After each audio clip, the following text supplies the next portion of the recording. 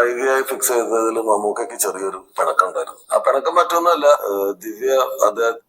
സുഹൃത്തുക്കളെ, മറവത്തൂർ കനവിന്റെ സംവിധായകനാണ് ലാൽ ജോസ്. ഒരുപക്ഷെ ലാൽ ജോസ് മമ്മൂട്ടിയുടെ ഡെബ്യൂട്ട് ഡയറക്ടറാണ് എന്ന് വെച്ച് കഴിഞ്ഞാൽ മമ്മൂട്ടി ഒരുപാട് പേരെ ഡയറക്ടേഴ്സായിട്ട് നമ്മുടെ മലയാള സിനിമയ്ക്ക് സംവിധാനം ചെയ്തവരിൽ ഒരു പ്രധാനിയാണ് നമ്മുടെ ലാൽ ജോസ് എന്ന് പറയുന്ന ഈ ഒരു സംവിധായകൻ.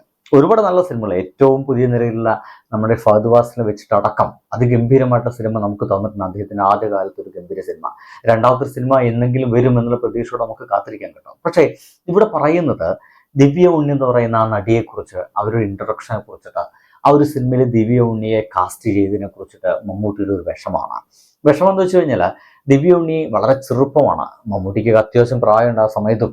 അപ്പോൾ ആ ഒരു വളരെ ചെറുപ്പമായിട്ടുള്ള പെൺകുട്ടി, അതും മമ്മൂട്ടിയുടെ നായികയായിട്ട് വരിക, കാരണമായിട്ട് മമ്മൂട്ടി പറയുന്നത് ആ പെൺകുട്ടി എൻ്റെ മകളൊപ്പം പഠിച്ചൊരു കുട്ടിയാണ്, എൻ്റെ മകളൊപ്പം പഠിച്ചൊരു കുട്ടി എൻ്റെ നായികയായിട്ട് സിനിമയിൽ വരിക എന്ന് പറയുന്നതിൻ്റെ ഒരല്പം ഒരു മോശത്തരമായിരിക്കും മമ്മൂട്ടി പറഞ്ഞത്. അവർ വേണ്ട, വേറെ ആരെങ്കിലുമൊക്കെ വെച്ചൂടെ.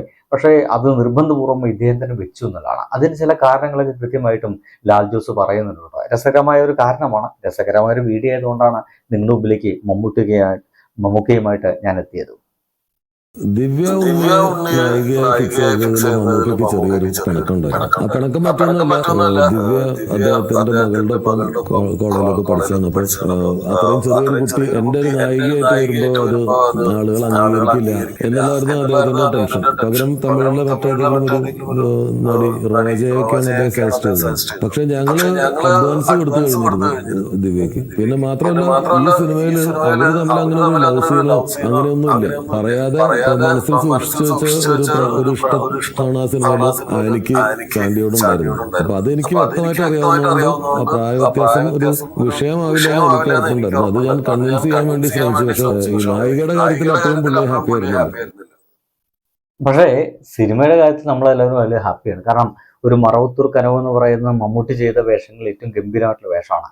ഒരു റസ്റ്റിക് ലൈഫ് ഒക്കെ മുന്നോട്ട് കൊണ്ടുപോകുന്ന ഒരു മനുഷ്യനാണ്. ഒരു സാധാരണ നാട്ടുപുറത്തുകാരൻ, മുടിയൊക്കെ ഒരു ഒരു ചപ്രം പോലെ ഇങ്ങനെ മീശൊന്നും അത്ര വൃത്തിയായിട്ടൊന്നും വെട്ടി വെക്കാത്തൊരു മനുഷ്യൻ, ഏതൊരു തോപ്രാം കൂടിക്കാരെന്ന് പറയാൻ പറ്റുന്ന രീതിയിലായിരുന്നു അദ്ദേഹത്തിന്റെ വേഷങ്ങളെല്ലാം.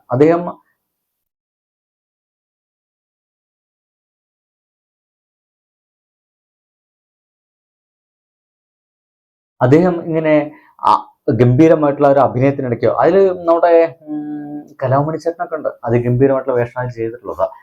അതില് ദിവ്യ ഉണ്ണിയുമായിട്ട് നേരിട്ടൊരു പ്രണയരംഗങ്ങളോ പാട്ടുരംഗങ്ങളോ അങ്ങനെയൊന്നും ഇല്ല. അന്നത്തെ ഒരു സിനിമയുടെ സ്റ്റൈലൊക്കെ അങ്ങനെയായിരുന്നല്ലോ. അതൊന്നും പക്ഷെ ആ ഒരു സിനിമയിൽ ഇല്ല എന്നല്ല. പക്ഷേ ദിവ്യ ഉണ്ണിക്ക് അങ്ങോട്ട് ഒരു പറയാത്ത ഒരു പ്രണയമുണ്ട്. അത് നല്ല വളരെ സട്ടിലാണ്, കൃത്യമായിട്ട് ആളുകൾക്ക് മനസ്സിലാവും.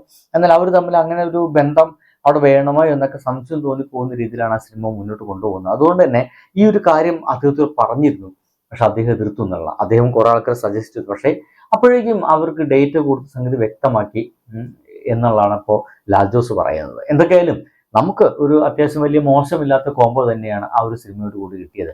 പിന്നീട് എപ്പോഴെങ്കിലും ദിവ്യയുണിയുമായിട്ടൊരു കോംബോ സിനിമ മമ്മൂട്ടി ചെയ്തിട്ടുണ്ടോ? ഇല്ലെന്നാണ് എനിക്ക് തോന്നുന്നത്. പക്ഷേ ഈ ഒരു കാരണം കൊണ്ടായിരിക്കാം. ഉണ്ടെങ്കിൽ ഒന്ന് എഴുതാൻ മറക്കരുത് കേട്ടോ. ബൈ.